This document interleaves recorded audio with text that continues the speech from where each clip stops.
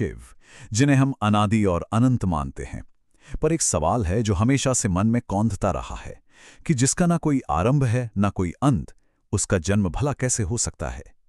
तो आइए आज इसी गहरे रहस्य के चारों ओर बुनी गई कुछ बहुत ही दिलचस्प कहानियों को समझते हैं।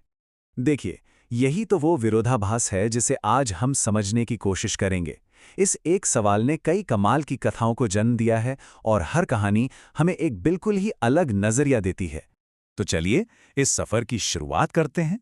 हम सबसे पहले स्वयंभू होने की कहानी को जानेंगे, फिर पुराणों में जो विरोधाभास हैं उन पर नजर डालेंगे और आखिर में समझेंगे कि ये सारी कथाएं मिलकर शिव के किस असली रूप को हमारे सामने रखती हैं। एक बात साफ कर दें, हमारा मकसद यहाँ कोई एक सही जवाब खोजना नहीं है, बल्कि हम ये समझने की कोशिश करेंगे कि ये सभी कहानियां एक साथ मिलकर देवत्व की कितनी विशाल और गहरी तस्वीर बनाती हैं। हर कहानी उस बड़ी तस्वीर का एक जरूरी हिस्सा है। तो शिव की उत्पत्ति की जो सबसे पहली और सबसे मौलिक धारणा है, वो शिव पुराण से आती है। इसके मुताबिक उन्हें किसी ने बनाया नहीं, वो तो स्वयं प्रकट हुए थे। इस कथा का सार बस इतना सा है कि शिव बस हैं। उनके कोई माता पिता नहीं हैं, वो तत्वों से परे हैं, वो अमर हैं। उन्होंने किसी और की इच्छा से नहीं बल्कि अपनी ही इच्छा से अस्तित्व धारण किया। लेकिन रुकिए, कहानी यहां खत्म नहीं होती। असल में यहीं से ये और भी दिलचस्प हो जाती है, क्योंकि हमारे पवित्र ग्रंथों में ही हमें एक सीधा विरोधाभास मिलता है जो दिखाता है कि एक ही सत्य को बताने के लिए कथाएं कितने अलग-अलग रास्ते ले सकती हैं।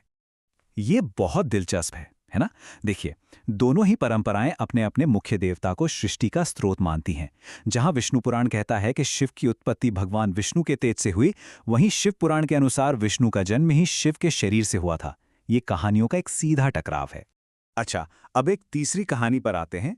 ये कहानी जन्म के सवाल को एक तरफ रखकर एक बिल्कुल नया सवाल खड़ा करती है, और वो सवाल है, सबसे शक्तिशाली कौन है?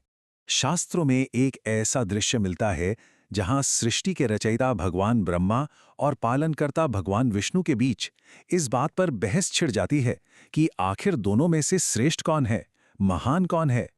और जब उनकी बहस चल ही रही थी कि अचानक एक अद्भुत, एक अविश्वसनीय घटना घटती है।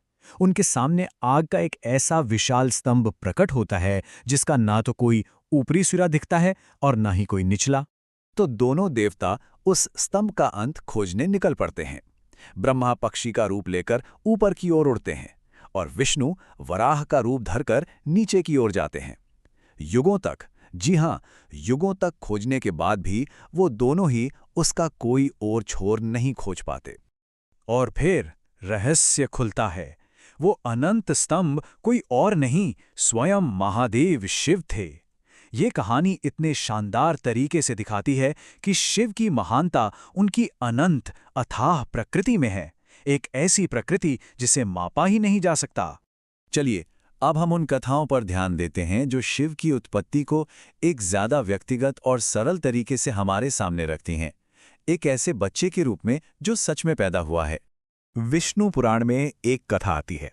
इसके अनुसार जब ब्रह्मा सृष्टि की रचना कर रहे थे तो उन्हें मदद के लिए एक पुत्र की जरूरत महसूस हुई। उन्होंने घोर तपस्या की और उनकी तपस्या के फल के रूप में भगवान शिव एक छोटे से बालक के रूप में उनकी गोद में प्रकट हुए और वो जोर जोर से रो रहे थे। जब ब्रह्मा ने उस बच्चे से पूछा कि तुम क्यों रो रहे हो, तो उसने कहा कि उसका कोई नाम नहीं है।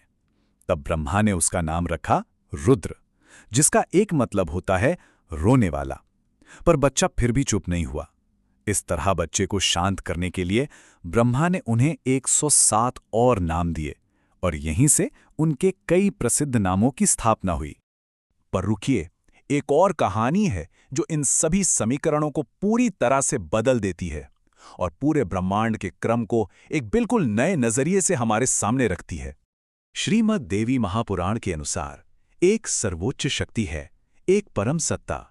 इस कथा में प्रकृति यानी इस भौतिक जगत की मां देवी दुर्गा हैं और काल यानी समय के पिता सदाशिव हैं, और ब्रह्मा, विष्णु और महेश यानी शिव, इन तीनों देवों को उनकी संतान बताया गया है।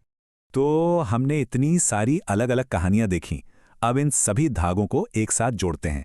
अब हम उनके जन्म के कैसे से हटकर उनके अस्तित्व के क्यों की ओर बढ़ते हैं। शायद ये जो विरोधाभास हमें दिखते हैं, ये गलतियां नहीं हैं। हो सकता है ये एक ऐसे दिव्य सत्य को बताने का तरीका हो जो इतना विशाल है, इतना गहरा है कि उसे किसी एक कहानी में समेटा ही नहीं जा सकता। हर कथा उस परम सत्य के एक अलग पहलू पर रोशनी डालती है। तो अगर इन कहानियों का असली लक्ष्य एक गहरे सत्य को बताना है, तो शिव की सबसे बड़ी पहचान क्या है?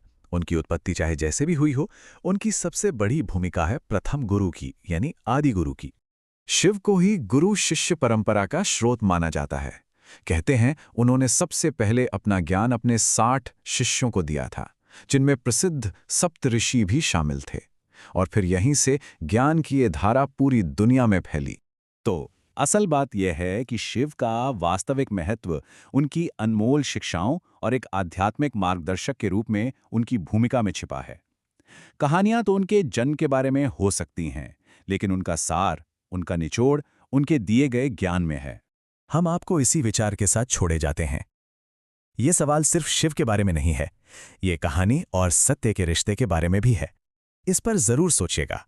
हमारे साथ जुड़ने के लिए आपका धन्यवाद।